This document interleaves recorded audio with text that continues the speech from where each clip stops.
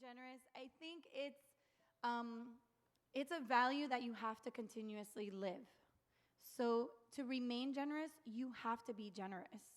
I think that's the only way that you remain generous. Even when you don't feel like it, even when you think like you may not have enough. And I want you to listen, because again, I'm not talking about a monetary thing. Even if you feel like you don't have enough love, enough time, enough anything, you need to walk in generosity. So you need to exercise generosity. And I believe so strongly that that is the only way we remain generous. So in other words, to remain generous, you got to force yourself to be generous. You got to be generous. The good news is it's in our blood, so it shouldn't be so forceful. We just got to understand that oftentimes one of the reasons why we're not generous is because we've got a heart block. We've got a stronghold, as we would say, that has raised up, that blocks us from being generous. Again, we have to understand that generosity is always a matter of the heart. I want to challenge everybody who's here today and everybody who's watching online. There's two questions we got to constantly ask ourselves. The first question is, do I trust God when I give? Do I trust God when I give? The second question is, am I giving generously for the right reasons? If we answer those two questions right, then we can have a heart check. The first question, do I trust God when I give, reminded me of a story, a biblical story. It's about Abraham and Isaac. Okay, many of you guys might be familiar with the story. There was a time in Abraham's life where God told Abraham, hey, I need you to sacrifice your son. He said, I need you to sacrifice your son. If you know the end of the story, you know that he was never sacrificed.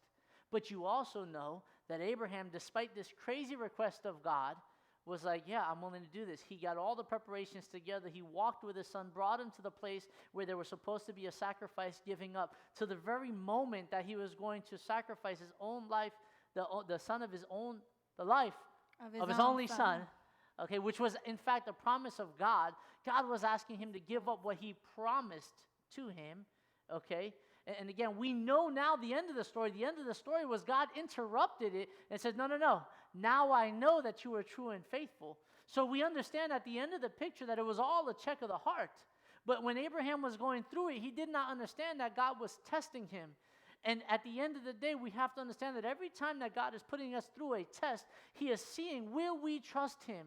Anytime that God ever asks us to give anything, whether it be little or big, anytime that God ever asks us to, as Laura said, exercise our generosity, we have to understand that God is asking us to check our heart. Do we trust him? Do we trust that all that we are asked to give falls into the bigger picture of his plan? Because God needed to test Abraham to promote Abraham.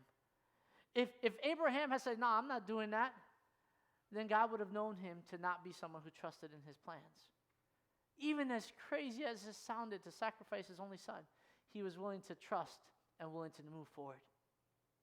Our generosity is always a matter of the heart. So ask yourself, do you trust God when you give?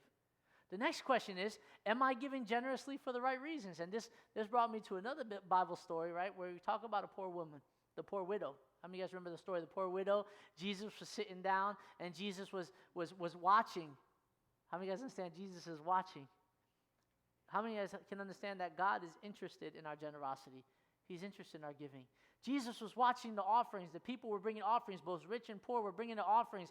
And it says in Scripture, it's in the book of Mark chapter 12, it says that as he was watching them give, it says that the wealthy were giving from the abundance of their wealth.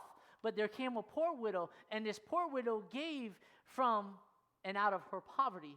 And she gave everything that she had. With her action of her giving every single thing that she had, she was saying, Lord, everything that I am and everything that I have fully and completely belongs to you. Did you get that? Mm-hmm. Everything that I have fully and completely belongs to you. That's what this woman said by her giving everything that she has. With her generous gift, she said, everything that I am, all that I will ever be is yours. I remember, I want to tell this quick story really quick. I remember, what was it, back in about 2007, 2008.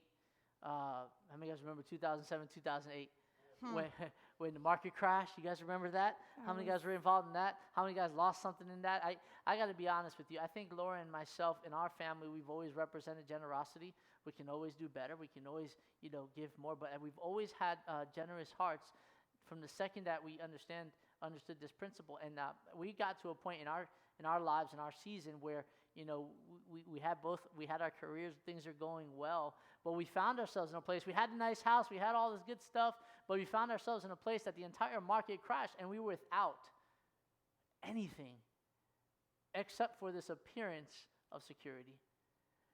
Many people right now who are watching right now are suffering because of the season that we're in with this virus and everything that's going on. And then I pray that all things would begin to work in a different way. But maybe you're listening to this and you find yourself that you've lost everything. I got to tell you right now, in the midst of it, generosity will bring you out of it. Let me tell you, we had this time where we literally had nothing. And not everybody knew we didn't have nothing, but we had nothing. We had this appearance of a great house. We had cars, but in my business, I work in real estate. I'm a real estate attorney by trade, and there was no real estate business going on then. And we literally, there were about 3 months where we brought nothing to the household.